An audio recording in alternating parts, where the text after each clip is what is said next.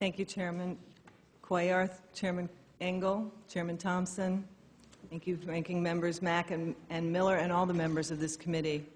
I greatly appreciate the opportunity to testify here today along with my colleagues in the interagency on the U.S.-Mexico relationship and the Merida Initiative.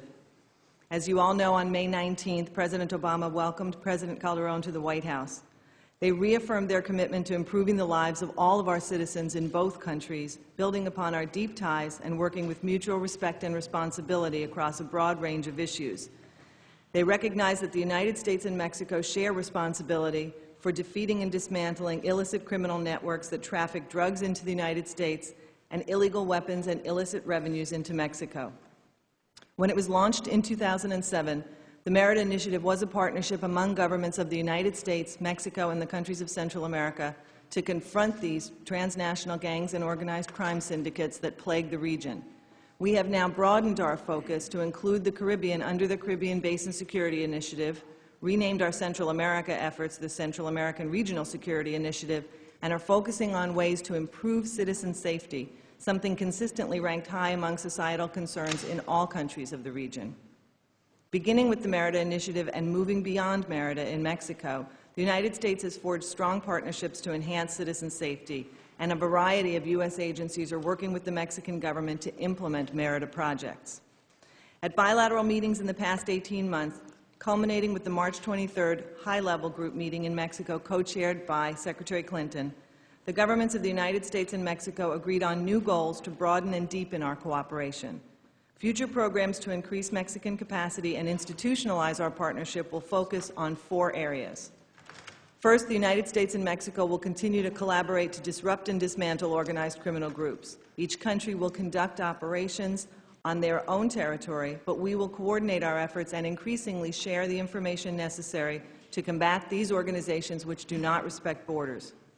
Second, the U.S. will accelerate support for Mexico's efforts to institutionalize criminal justice reforms to sustain the rule of law and respect for human rights. Third, our goal is to create a 21st century border that will advance citizen safety while increasing our global competitiveness through efficient and secure flows of two-way commerce and travel.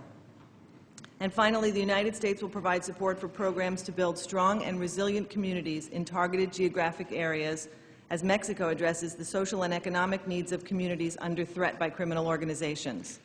We have agreed with the government of Mexico to work together in several of the most affected communities, including Ciudad Juárez. Our efforts in Juárez are being taken in conjunction with President Calderon's plan, Todos Somos Juárez, We Are All Juárez, which contains strong community input for new socioeconomic opportunities to provide choices to the citizens of that city.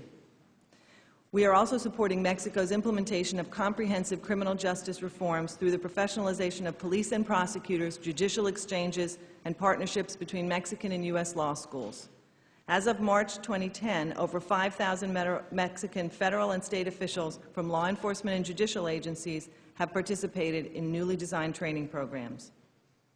The Office of National Drug Control Policy and the State Department hosted a binational drug demand reduction conference in February, which, among other goals, shared best practices between U.S. and Mexican participants.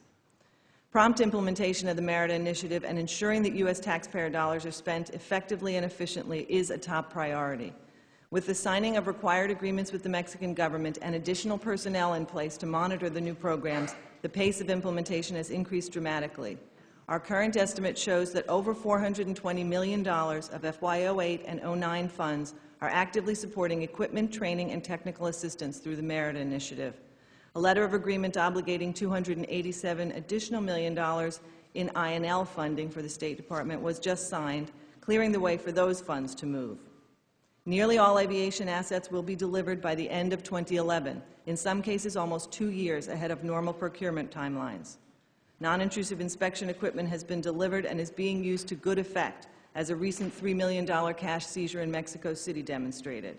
And justice sector programs and human rights activities, including assistance to victims and witnesses, support to civil society groups, are well underway and will expand as our pace picks up.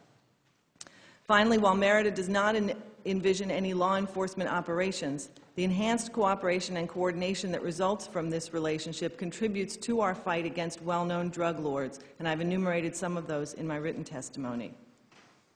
The United States government has taken an aggressive approach to combating illicit trafficking in firearms by promoting the capabilities of states in the hemisphere to control, secure, destroy excess national stockpiles, and mark and trace firearms. Our operational efforts have been complemented by Merida-funded equipment and capacity building. And finally, I'd like to take this opportunity to thank all of the members of both of these subcommittees for your support of our engagement with Mexico over the past few years. It has been greatly helpful in guiding our efforts. Thank you very much.